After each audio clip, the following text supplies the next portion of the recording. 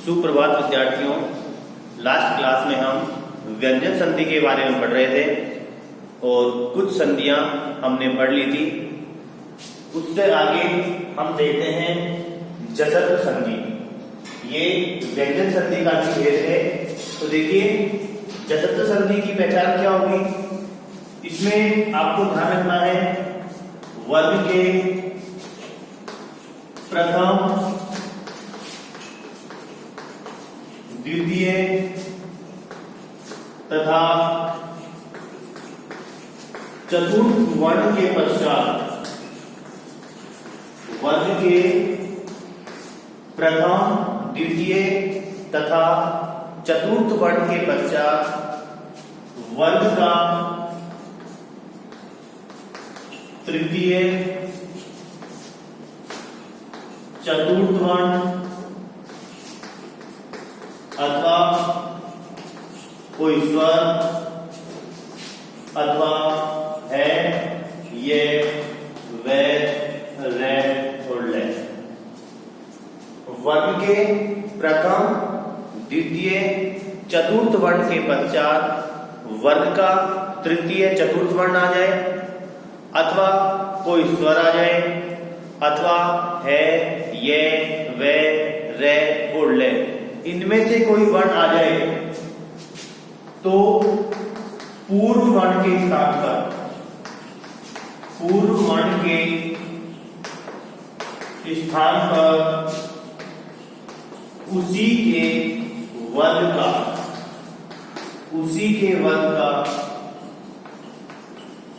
तृतीय वर्ण हो जाता है। उसी के वर्ग का तृतीय वर्ण हो जाता है। अब देखिए समझे इसको, पूर्व प्लस पर, पूर्व में आना चाहिए वर्ग का प्रथम, द्वितीय और चतुर्थ वर्ण, ये आना चाहिए पूर्व में।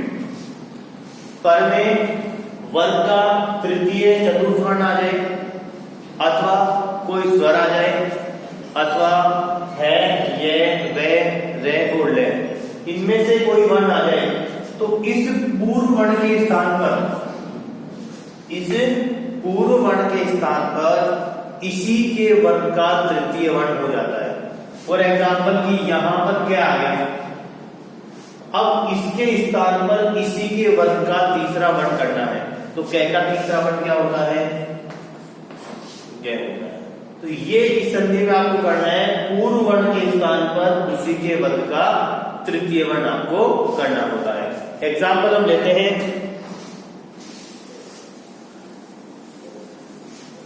देखिए विद्यार्थियों, एग्जाम्पल देखिए, वाक प्लस ईशे, वाक प्लस ईशे। देखिए यहां तो आ गया वर्ग का प्रथम वर्ण, वर्ग का प्रथम वर्ण प्लस पूर्व में क्या आ गया, उत्तर पद में देखो ई आ रहा है और ई क्या है, ई एक स्वर है। तो नियम यहां लग रहा है कि पूर्व में वर्ग का प्रथम वर्ण आ गया, उत्तर पद में कोई स्वर आ गया, तो इस पूर्व वर्ण के स्थान पर आपको इसी का तीसरा वर्ण करना है। तो इसका तीसरा वर्ण क्या होता है, इसका तीसरा वर्ण होता है गे। अब आप मिला सकते हो, ये आपको पहले बताया गया था, जब हलंत वर्ण हो और उसके आगे कोई स्वर हो तो वो उसमें मिल सकता है। तो यहाँ हलंत वर्ण गए है और इसके आगे क्या है, स्वर है ई, तो गे प्लस ई में क्या बन जाएगा, गी बन जाएगा और ये समस्त बन जाएगा आपका वागीशे। समस्त क्या बन जाएगा, वागीशे बन जाएगा। और लेते हैं एग्जांपल,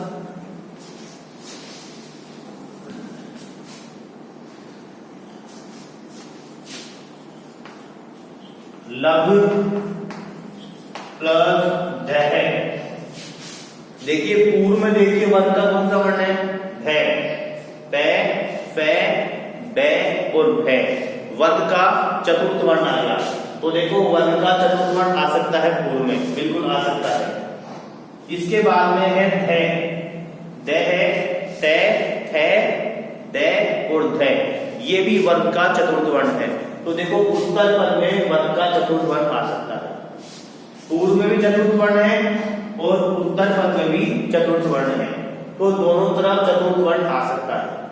अब क्या करना है, ये जो पूर्व भय है इसके स्थान पर इसी के वर्ग का तृतीय वर्ण करना है। तो भय का तृतीय वर्ण क्या होता है, पै फै बै, तो यहां आ जाएगा बै, तो ये बन जाएगा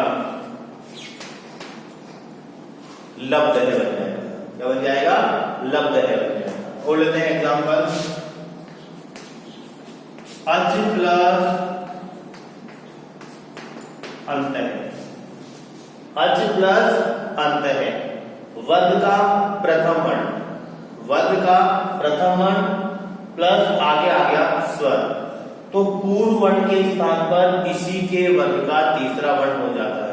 तो च का तृतीय वर्ण क्या होता है, च छ जय, तो यहां पर जब जय होगा तो आगे स्वर है, मिल सकता है, तो जय प्लस है मिलके जय बन जाएगा पूरा, तो ये बन जाएगा आपका अजंत है, क्या बन जाएगा, अजंत है। एक एग्जांपल और लेते हैं, देखिए एग्जांपल है दिग प्लस अंबरम, दिग प्लस अंबरम, वर्ग का प्रथम वर्ण आ गया प्लस स्वर आ गया, कै के स्थान पर इसी के वर्ग का तृतीय वर्ण हो जाएगा। तो कै का तृतीय वर्ण क्या होता है, कै खे गे, और गे आगे एम स्वर में मिलेगा तो पूरा गे बन जाएगा, तो ये बन जाएगा आपका दिगंबरम,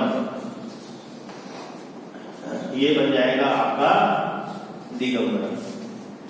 वर्ग के प्रथम द्वितीय चतुर्थ वर्ण के पश्चात वर्ग का तृतीय चतुर्थ वर्ण आ जाए, अथवा कोई स्वर आ जाए, अथवा है ये वे रे और ले, इनमें से कोई भी वर्ण आ जाए तो पूर्व वर्ण के स्थान पर उसी के वर्ग का तृतीय वर्ण हो जाता है। ये आपकी थी जसत्व संधि, तो यहां आपकी व्यंजन संधि कंप्लीट है। अब आगे देखते हैं हम स्वर संधि। विद्यार्थियों व्यंजन संधि आपकी कंप्लीट है, अब आगे आएगी आपके विसर्ग संधि। आगे देखते हैं हम विसर्ग संधि। विसर्ग संधि सबसे पहले पहचान देखते हैं, विसर्ग संधि की पहचान क्या होती है, विसर्ग संधि को आप कैसे पहचानेंगे। यहां पहचान भी आ जाएगी और परिभाषा भी आ जाएगी। तो देखिए पूर्व पद के विसर्ग के बाद कोई स्वर अथवा व्यंजन आए, पूर्व पद के विसर्ग के बाद कोई स्वर अथवा व्यंजन आए और वहां विसर्ग में परिवर्तन हो, और वहां विसर्ग में परिवर्तन हो, वहां विसर्ग संधि होती है, वहां विसर्ग संधि होती है। देखिए परिभाषा भी हो गई और इसकी पहचान भी हो गई। इसमें लिखा हुआ है पूर्व पद, पूर्व प्लस पद, पूर्व पहले वाला, पद बाद वाला। तो ये परिभाषा कह रही है कि पूर्व पद के विसर्ग के बाद विसर्ग होना चाहिए, यहां विसर्ग होने से विसर्ग संधि नहीं होगी। पूर्व पद के बाद में विसर्ग होना चाहिए, इसके बाद में यहां पर कोई स्वर आ जाए अथवा व्यंजन आ जाए, मतलब यहां स्वर भी आ सकता है तो यहां व्यंजन भी आ सकता है, लेकिन आपको ध्यान रखना है कि पूर्व पद के बाद में विसर्ग आना चाहिए, इसके बाद में कोई स्वर अथवा व्यंजन आ जाए और इस विसर्ग में परिवर्तन हो जाए, इस विसर्ग में परिवर्तन हो जाए, वहां विसर्ग संधि होती है। ठीक है, पूर्व पद के बाद में विसर्ग होगा और इस विसर्ग में परिवर्तन होगा, वहां आपकी विसर्ग संधि होती है। तो देखिए, अब आते हैं आपके विसर्ग संधि के भेद। विसर्ग संधि के भेद, तो देखिए विसर्ग संधि के भेद में सबसे पहला भेद है आपके उद्दु संधि। पहला भेद है उद्दु संधि। देखिए नाम से स्पष्ट हो रहा है, उद्दु इसका मतलब है ऊ। उद्दु संधि से क्या बनेगा? ऊ बनेगा। उद्दु संधि से क्या बनेगा? ऊ बनेगा। नियम इसका है, विसर्ग से पहले ए हो तथा विसर्ग के बाद ए आ जाए, अथवा वर्ग का तृतीय, चतुर्थ, पंचम वर्ण आ जाए, अथवा है, ये, वे, रे, उल्ले हो तो विसर्ग के स्थान पर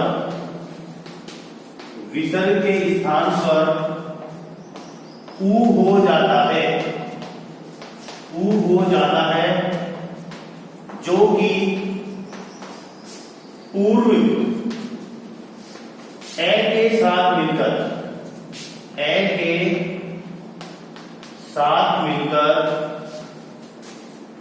ओ बन जाता है। देखिए विसर्ग आएगा पूर्व पद के बाद में प्लस पर, तो नियम कह रहा है कि इस विसर्ग से पहले तो क्या होना चाहिए? ए होना चाहिए। ये आपको विशेष ध्यान रखना है कि विसर्ग से पहले ए होना चाहिए, विसर्ग के बाद में यहां पर या तो ए आ जाए,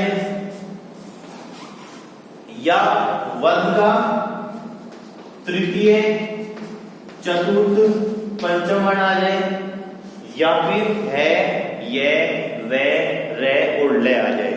यदि ऐसा होता है तो विसर्ग के स्थान पर, ये जो विसर्ग है इसके स्थान पर क्या बन जाता है? ऊ बन जाता है। उद्दु संधि से ऊ बन गया। अब ऊ बनने के बाद मैंने लिखा है कि जो कि पूर्व ए के साथ मिलकर, ये जो ए है इसके साथ में मिलकर क्या बन जाता है? ओ। ओ क्यों बन जाएगा? आपने गुण संधि पढ़ी है, गुण संधि में ए प्लस ऊ मिलकर क्या बनता है? ओ बनता है। तो वही नियम यहाँ पर लग रहा है कि विसर्ग के स्थान पर हमने उद्दु संधि से ऊ किया, ये जो ऊ है ये इस पूर्व ए के साथ में मिलकर क्या बन जाएगा? ओ बन जाएगा। तो समस्त पद में आपको ओ की मात्रा मिलेगी और संधि विच्छेद आपके पास आ जाए, तो ये नियम आपको लगाना है, इससे पहचानना है और विसर्ग के स्थान पर आपको ऊ करके और क्या कर देना है? ओ कर देना है। एग्जाम्पल लेते हैं, उससे कहीं अच्छे से समझ में आएगा आपको। देखिए एग्जाम्पल है, यश है प्लस गानम, यश है प्लस गानम। तो एक एग्जाम्पल में मैं वर्णों को अलग अलग करके बताता हूं आपको। छ में से ए निकाला, विसर्ग और गानम। नियम देखिए, विसर्ग से पहले ए होना चाहिए, ए आ गया। विसर्ग के बाद में वर्ग का तृतीय वर्ण कै, खे, गे, ये तृतीय वर्ण है, तो तृतीय वर्ण यहां आ सकता है। यदि ऐसा होता है तो इस विसर्ग के स्थान पर क्या कर दोगे? ऊ। ये ऊ इस ए के साथ मिलकर क्या बन रहा है? ओ बन रहा है। मिला दो इनको। हलंत वर्ण है, हलंत वर्ण में स्वर मिल सकता है, तो शे प्लस ओ मिलके शो बन जाएगा, तो ये आपका बन जाएगा यशो गानम। क्या बन जाएगा? यशोगाना। और लेते हैं एग्जाम्पल, और देखिए एग्जाम्पल, मन है प्लस हर है। विसर्ग से पहले ए आ गया, विसर्ग के बाद में है आ गया, है लिखा हुआ है यहाँ पर, ए पता है ना कहां है, इसमें ने को हलन करेंगे तो ए निकल जाएगा, तो यहां इसके स्थान पर ऊ हो जाएगा, ए के साथ मिलकर ओ बन जाएगा, तो ये आपका बन जाएगा मनोहर है। क्या बन जाएगा? मनोहर है। और लेते हैं एग्जाम्पल, यश है प्लस दा, ओ बन जाएगा, क्या बन जाएगा?